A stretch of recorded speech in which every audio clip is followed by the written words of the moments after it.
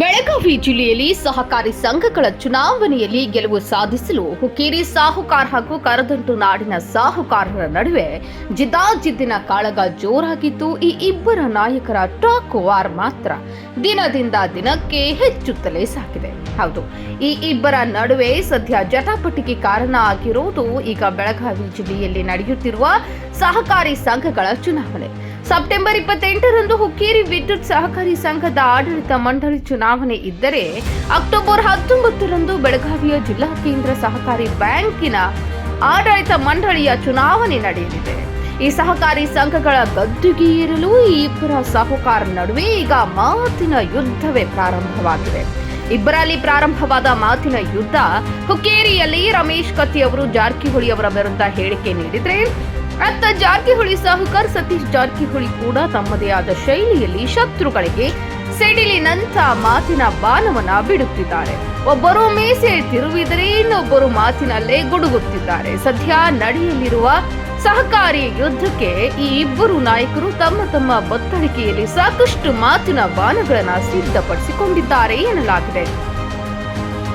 ಹುಕ್ಕೇರಿಯಲ್ಲಿ ಮೀಸೆ ತಿರುವಿದ ಕತ್ತಿ. ಹುಕ್ಕೇರಿಯಲ್ಲಿ ಈಗ ಏನೇ ಇದ್ರೂ ಸಹಕಾರಿ ಸಂಘಗಳ ಚುನಾವಣೆ ಯುದ್ಧ ಹೀಗಿರುವಾಗ ಈಗ ಮಾಜಿ ಸಂಸದ ರಮೇಶ್ ಕತ್ತಿ ಸಾಮಾಜಿಕ ಜಾಲತಾಣದಲ್ಲಿ ಮೀಸೆ ತಿರುವಿರುವ ಫೋಟೋವೊಂದನ್ನು ಫೇಸ್ಬುಕ್ ಪೇಜ್ನಲ್ಲಿ ಪೋಸ್ಟ್ ಹಾಕಿ ಉರಿಯುವ ಬೆಂಕಿಗೆ ತುಪ್ಪ ಹಾಕಿದಂತೆ ಮಾಡಿದ್ದಾರೆ. ಈ ಫೋಟೋ ನೋಡಿದ ಜನ ಹುಕ್ಕೇರಿ ಕ್ಷೇತ್ರದಲ್ಲಿ ಕತ್ತಿ ಸಾಹುಕಾರ ಮತ್ತೆ ತಮ್ಮ ವಿರೋಧಿಗಳ ವಿರುದ್ಧ ಕತ್ತಿ ಮಸೆಯುವ ರೀತಿಯಲ್ಲಿ ರೆಡಿಯಾಗಿದ್ದಾರೆ ಎಂಬ ಕಮೆಂಟ್ಸ್ ಕೂಡ ಜನ ಮಾಡ್ತಿದ್ದಾರೆ. ಈಗ ರಮೇಶ್ ಕತ್ತಿಯ ಈ ಪೋಸ್ಟ್ ಚರ್ಚೆಯ ವಿಷಯವಾಗಿ ಮಾರ್ಪಟ್ಟಿದೆ. ಸಹಕಾರಿಗಾಗಿ ಯುದ್ಧ ಸಾರಿದ ಸಾಹುಕಾರರು. ಹುಕ್ಕೇರಿ ಗ್ರಾಮೀಣ ವಿದ್ಯುತ್ ಸಹಕಾರಿ ಸಂಘ ಮತ್ತು ಬೆಳಗಾವಿಯ ಜಿಲ್ಲಾ ಕೇಂದ್ರ ಸಹಕಾರಿ ಬ್ಯಾಂಕ್ ಈ ಎರಡು ಸಂಸ್ಥೆಗಳು ಮೊದಲಿನಿಂದಲೂ ಕತ್ತಿ ಸಾಹುಕಾರರ ಹಿಡಿತದಲ್ಲಿದ್ದು, ಕರದಂಟು ನಾಡಿನ ಜಾರಕಿಹೊಳಿ ಸಾಹುಕಾರರು ಈ ಎರಡೂ ಪ್ರಮುಖ ಸಂಸ್ಥೆಗಳ ಮೇಲೆ ಕಣ್ಣಿಟ್ಟಿದ್ದಾರೆ ಎನ್ನಲಾಗಿದೆ.